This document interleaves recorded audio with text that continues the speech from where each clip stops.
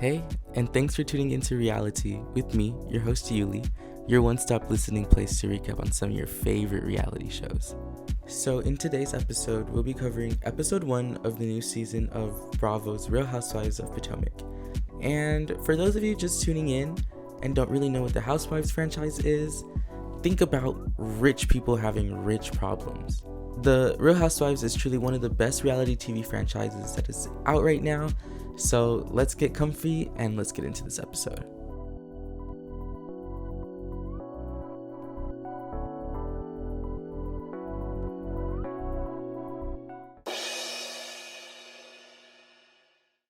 So the premiere kicks off by showing a highlight, teaser reel that shows all the exciting drama to come this season. And this is the same one that they've been showing all over Twitter and Instagram. And I can truly say that this season looks so promising. But again, I did see this trailer a couple of weeks back, and now that they've incorporated into the episode, it's just now becoming so real, and I'm so excited. So once this reel wraps up, we now get into the actual episode itself, and we're immediately transported to, I feel like, the woman of the beginning half of this season, Robin. And it's a situation that happened again regarding her husband Juan and another woman. So the situation is Juan was seen with another woman at a laundromat as well as the nail shop. And not only are there verbal accusations of this, but there's also photo accusations of this. They caught this man in 4K at these different places with this woman. But Robin and Juan have a sit down where they address this issue to each other, and Juan just reassures Robin that this is really just his coworker, and while they were at the laundromat, they were actually on the job washing uniforms for the kids that they coach. And the reason why they were at the nail shop together is because they were just hanging out. And this was just another instance of social media blowing up a really small, minute moment. But the reason why this situation is so important and now it's becoming a storyline is because if you watched this show last season, you understand that towards the reunion, there was an instance where Juan was being overly friendly with another woman from Canada who happened to come into Maryland because allegedly a football player wanted to link up with her at this hotel, but the player just stopped having communication with the girl, so she reached out to Juan, and Juan paid for her hotel. She's reaching out to him. She tells him she lost her wallet in the casino and she cannot pay for her hotel room. Okay. So he feels bad for her. He goes to the hotel, puts his card down, and that's it. You believe that they were never physical with each other? They were never physical. Yeah. Although the story doesn't really make complete sense, Robin is accepting of it, and if she's accepting of it, that means that everybody else has to be accepting of it as well. And if Robin likes it, I love it. This conversation that Robin and Juan are having transitions into another really important conversation that I feel like they needed to address, which has to do with Juan and where he stands with Coppin State University. This issue really wasn't addressed much on the show because Juan is obviously not a cast member, so it's not really Robin's place to share that information, especially since it was a case that was ongoing. But for those who may not know, Juan was a coach or the head coach at Coppin State University for the basketball team, and there was a player who was getting catfished actually by an assistant coach.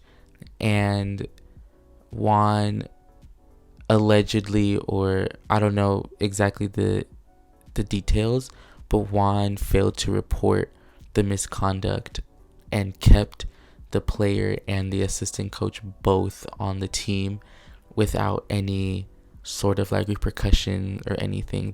So this all violated Title IX. The failure to report, along with just everything that came out afterwards, led to Juan's termination with Coppin State. But when Juan was talking about it on the show, he only mentioned that the reason why he doesn't have that job anymore is because... I mean, it's hard. I mean, I felt like I loved my job. I was passionate about my job. Right. But I guess we didn't win enough basketball games.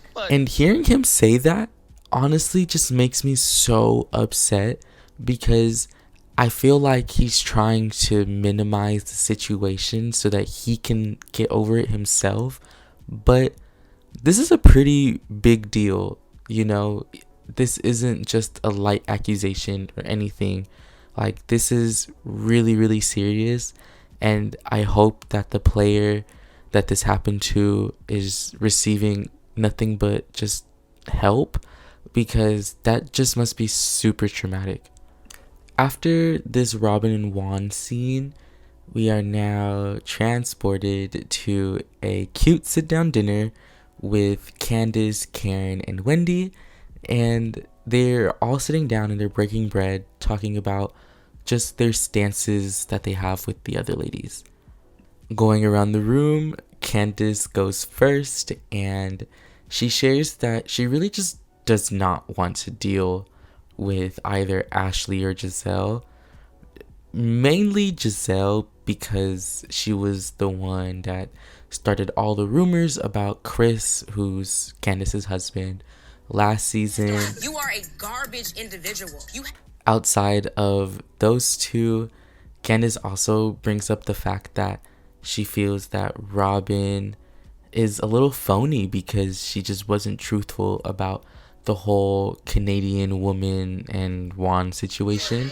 The focus of the entire year became maligning my husband's name when we discovered that all this time she has a whole scandal with her husband.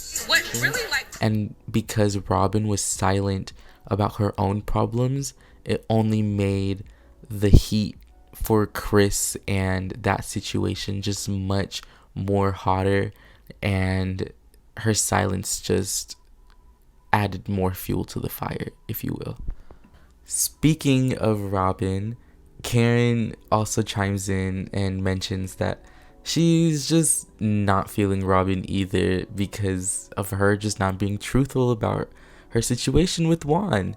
But she's upset at Robin for different reasons than Candace is.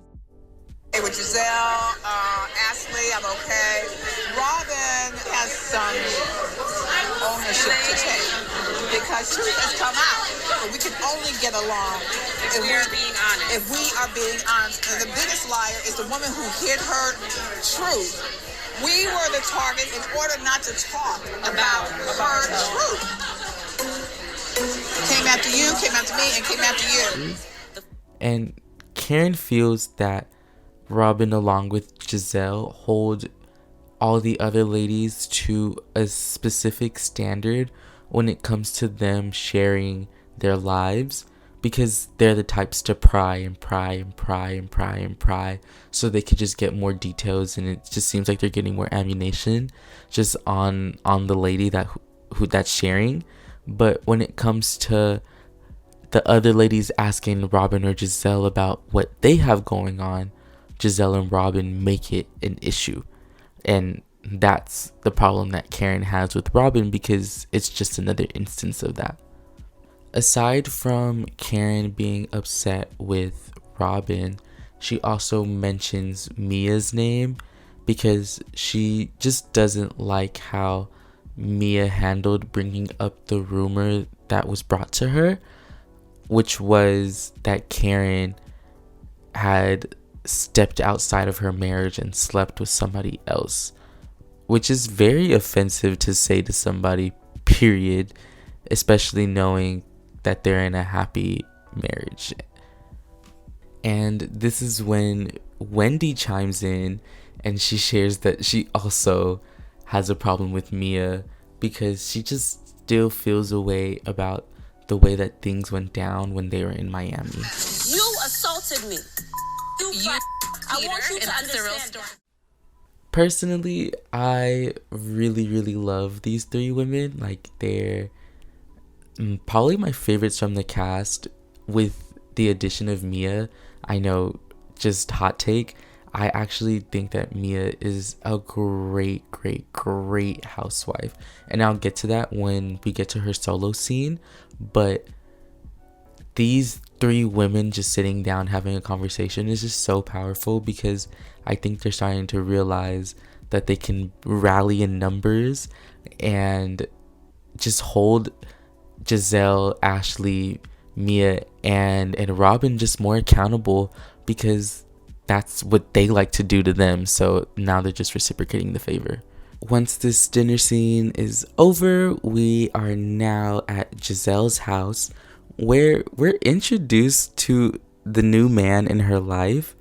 And let me tell you, this man is fine. But you can tell that he is just way younger than her, which is new for her. But I honestly just really like the fact that she's just being more open about her dating life. Like, this is just something new for Giselle that we just haven't seen on screen yet.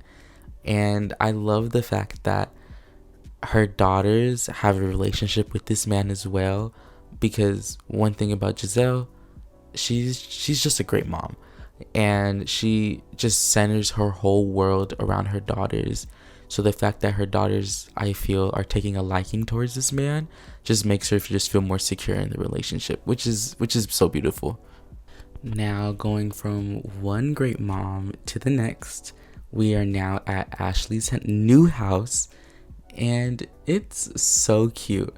I feel that this house like really does fit her and her personality like extremely well, from the like aesthetics just to the size of the house itself. I feel that it is just a really good house for her and her kids. Outside of this house talk though, we get a little bit more insight as to where Ashley and her current, the man that had her babies, where they stand. Michael's name is still in the mortgage of my home, but Michael does not have a room in my home. He's only been upstairs at my house like 2 or 3 times ever. I don't know what will happen with Michael and me financially until we're fully divorced. I'm not in any rush necessarily to take Michael's name off the mortgage. You know, it's like there's that little bit of security where if something goes wrong, like he's there to also help me, you know? One thing that I will say that I've always appreciated about Ashley is just how she's just been able to bounce back. Like, no matter when something goes bad or something just goes really south, you can just tell that she just has this like radiant happiness that just like she just takes into every situation that she has with her, and that resorts to her having like much resilience. So even though she was getting pretty much the shit end of the stick when in terms of divorce, like she still is managing to have a really big smile on her face, and I think it's because she has her kids. But speaking of new homes, we are now at Mia and G's new house. If you're familiar with what happened with their situation last season, there was a big financial problem that they faced and they had to downsize their home. But their home is still cute, and I feel like Mia is trying to downplay it, but it's cute and it fits them and their family. As far as cost is concerned, we can no longer afford $10,000 a month with everything that was going on with our businesses. Mia, all of your businesses were taken away from you and G by his brothers. We are literally living off of our savings. I will say that this scene was probably one of my favorites as well because of G's vulnerability. Like, I understand being a black man and you have a responsibility on your shoulders. And as a man, he felt like he underdelivered because of the financial problems that they faced. And with him being more of a, I guess you can say, the head of household in this situation, he just feels like he failed his family with them having to downsize and them not having the same things that they had before. And him being able to express that, not only just to Mia, but on TV, I just feel that's just so powerful. And I just want to say shout out to Mia and G for being as open as they are when it comes to this financial situation, because this just makes them more relatable. Like, you know, they're just having another just rough patch, and I hope to see them win, truly. I will say, though, I have another hot take, and I just feel like, looking back at last season's reunion, Wendy just took it a little bit too far when she had kept repeating that Mia was dumb. And I feel like the ladies played into that a little bit.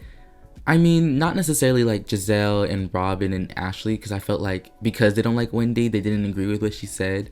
But I feel like people like Karen and Candace probably took that into account with the conversations that they have with Mia. So they just have this like preconceived notion of her. But Mia's quite smart. You know, she has, yes, a couple of vices, but everybody does, you know. And for Wendy to kind of be rude and point that out was just a little bit dumb, especially when it had to do with her financial situation and she was just trying to be open about it. And they just kind of just took the piss at her and laughed at her when she was trying to explain what was going on. And now that, like, in hindsight, that just is not sitting right with me. Now we have made it to the final scene of the show. And the way this episode wraps up is with Giselle getting Charisse, Ashley, and Robin together at her house so they can have a conversation about the rumors that are going around surrounding Robin and Juan. Because from their standpoint, they feel like Robin is kind of crazy for letting Juan have a bunch of these moments in public and is being caught up basically in these situations, not necessarily thinking about what's going on with Robin and how this is going to affect Robin. So they just wanted to have this conversation where they can just let Robin know, like, you're looking a little crazy right now, you know, like. But yeah, this conversation ends up being kind of counterproductive in the beginning, but I just feel like that's because Robin didn't necessarily understand that they were just coming to her as friends and not necessarily coming to her just to tell her that what she's doing is wrong. So when she kind of got out of her head about that in terms of the conversation, I think she took more of an understanding to where they were coming from. But I will say that I wish Robin the best, and I hope that her mental and emotional health are at a place where she can just manage everything, because having to go through all of this publicly and nationally just must be extremely hard. So Robin, yes, my prayers are with you. But to lighten things up, I'm getting into my new favorite segment called Yuli's Standouts. So for my first standout, I really enjoyed seeing Karen, Candace, and Wendy coming together, because I just feel like they hold the group of ladies so accountable, which is why the other group of ladies clashed with them, because I just feel like it's a constant battle of them just trying to hold each other accountable, and just them finally linking up and having this scene together just sat right in my heart. And I will say my second standout is Ashley's violet confessional look. She had this like just purple lavender she just looks so good. And she just got her boobs done and she named them Demi and Diamond, and they are sitting pretty. They look good, Ashley. Shout out to you. Well, that's all that I have for this episode. So thank you for tuning in. This has been Reali'Tea with me, your host Yuli, your one-stop listening place to recap on some of your favorite reality shows. Catch you next time, where I'll be releasing not one, but 2 episodes, as I'll be recapping the next episode of The Real Housewives of Beverly Hills, as well as the reunion of Zeus Network's hit show, Jocelyn's Cabaret. Goodbye.